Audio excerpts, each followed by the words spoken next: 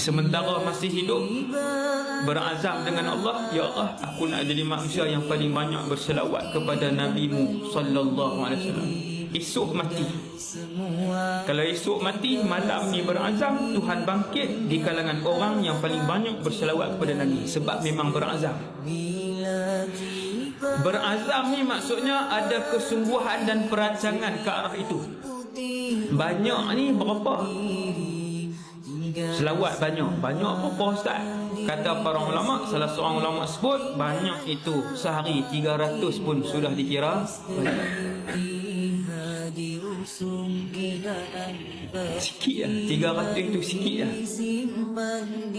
Tapi berat kepada orang yang tidak diberikan rahmat oleh Allah SWT. Berat. 10 pun dia tak boleh buat, 100 pun dia tak boleh buat.